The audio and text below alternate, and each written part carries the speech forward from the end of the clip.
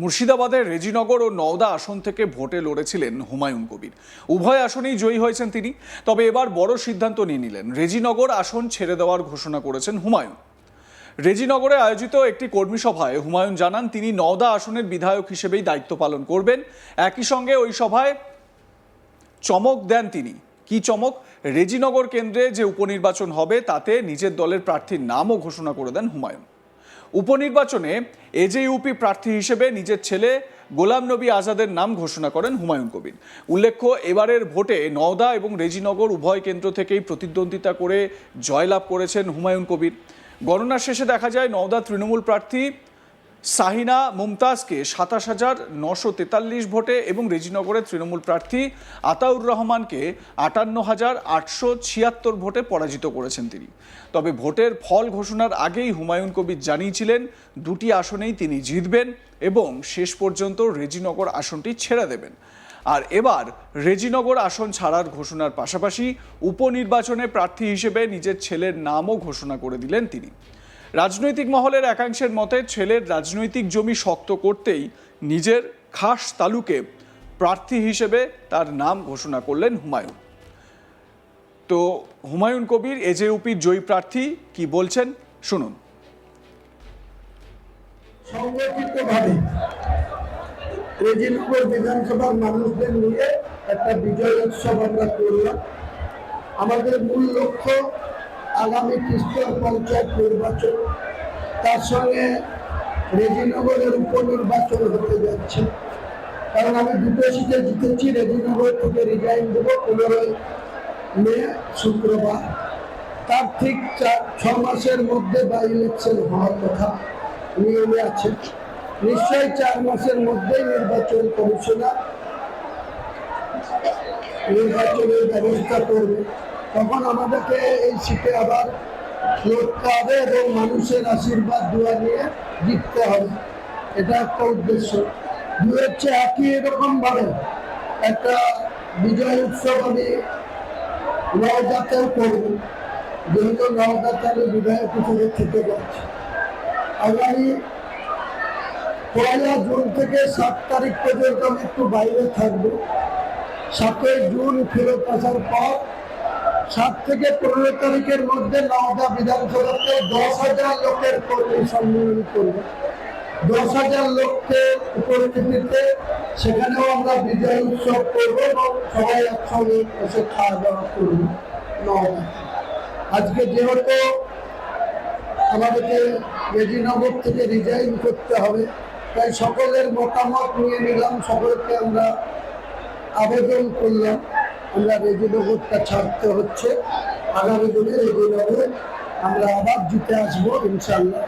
এটাই আমাদের মেন উদ্দেশ্য। এছাড়াও যে উপনির্বাচন যে 4 মাসের মধ্যে হবে, তার মধ্যে 14টা অঞ্চলেই 14টা আমাদের বিজয় সম্মেলন বা সংগঠনকে শক্তিশালী করা সম্মেলন অনুষ্ঠিত হবে। অর্থাৎ বিষয়টা কি দাঁড়ালো? হুমায়ুন কবির তিনি দুটো জায়গা থেকে প্রতিদ্বন্দ্বিতা করলেন এবং তিনি কার্যত নিশ্চিত ছিলেন দুটো জায়গা থেকেই তিনি জয়লাভ করবেন। কিন্তু এখানে একটা বিষয় হচ্ছে, হুমায়ুন কবির ভোটের আগে যে কথাগুলো তিনি বলছিলেন যে তিনি ডিসাইডিং ফ্যাক্টর হবেন, ত্রিশঙ্কু বিধানসভা হবে, তার দল ডিসাইড করবে কে মুখ্যমন্ত্রী হবে, সংখ্যালঘু বা মুসলিমদের কথায় সরকার গঠিত হবে, এই যে কথাগুলো হুমায়ুন কবির বলছিলেন, এর যে জমিনি কোনো হকিকত নেই সেটা এই রেজাল্টে পুরোপুরি বোঝা গেল। প্রথম কথা। দ্বিতীয় কথা হচ্ছে, হুমায়ুন কবির তিনি ভালো করেই কি বুঝতে পেরেছিলেন যে দুটো জায়গা থেকে তিনি জয়লাভ করলে একটা সুবিধা হবে, তার ছেলেকে তিনি রাজনীতিতে তার জমি শক্ত করে দেওয়ার একটা প্রয়াস করে দিতে পারবেন।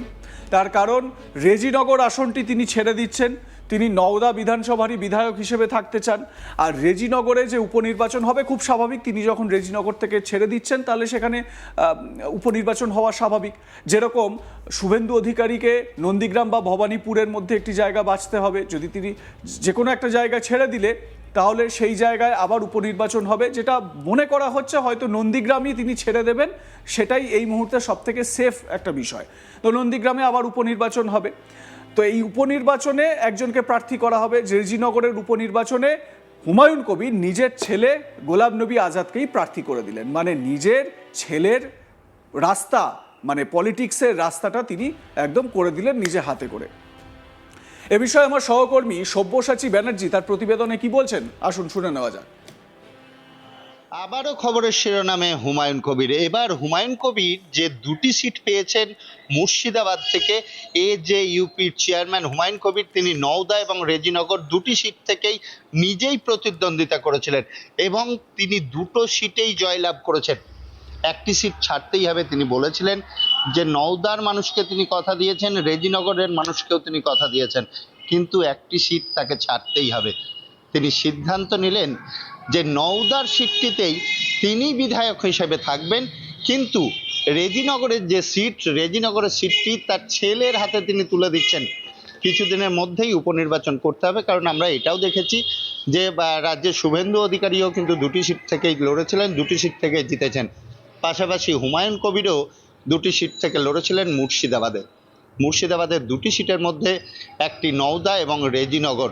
হুমায়ুন কবির নওদার সিটটায় নিজে বিধায়ক থাকছেন এবং কর্মী সভা থেকে সবারই সামনেই বললেন, স্বীকারও করে নিলেন যে উপনির্বাচনে গোলাম নবী আজাদ অর্থাৎ হুমায়ুন কবিরের ছেলে, সেই এবার নওদা বিধানসভাতে প্রার্থী হচ্ছেন।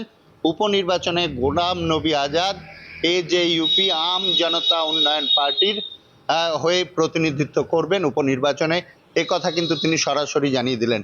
এবং হুমায়ুন কবির মুর্শিদাবাদের যখন নির্বাচন, তখন কিন্তু সরাসরি বলেছিলেন যে তিনি দুটো সিট থেকে তো জয়লাভ করছেনই, তাছাড়াও একাধিক সিট তার হাতে আসবে এবং যে বাকি জেলাগুলিতেও তিনি কিন্তু অনেক ক্যান্ডিডেটও দিয়েছিলেন, সেইখান থেকে সেইভাবে ফল না এলেও মুর্শিদাবাদের দুটি সিট কিন্তু তার হাতেই থেকে যায়।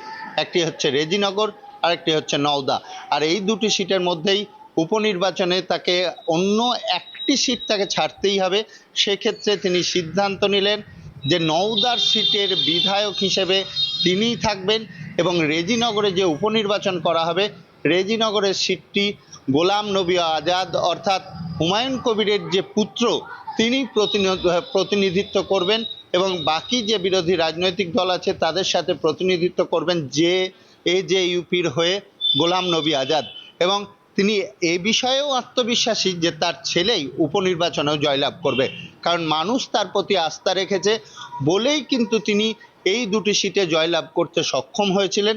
নির্বাচনের পরে বোর্ড গঠন প্রক্রিয়া শুরু হতে চলেছে, সেই সময়ই কিছুদিন পরেই হয়তো উপনির্বাচন হবে এবং যেটা আমরা দেখেওছি যে একটি উপনির্বাচন এখনো অবধি বাকি আছে। একটি নির্বাচন বন্ধ হয়ে গিয়েছিল, 294-এর মধ্যে 293টি সিটে নির্বাচন হয়েছিল এবং উপনির্বাচনের ডেটও নির্ধারিত করে দিয়েছে নির্বাচন কমিশন। সেই দিনেই একই সাথে হয়তো এই নির্বাচনগুলিও করানো হবে। আর সেক্ষেত্রেই রেজিনগরের সিট থেকেই হুমায়ুন কবিরের দলের হয়ে প্রতিনিধিত্ব করতে চলেছেন হুমায়ুন কবিরের ছেলে পুত্র গোলাম নবী আজাদ। আপনাদের মতামত জানাতে থাকুন, দেখতে থাকুন আজ তাক বাংলা, সাবস্ক্রাইব করুন আমাদের ইউটিউব চ্যানেলটি।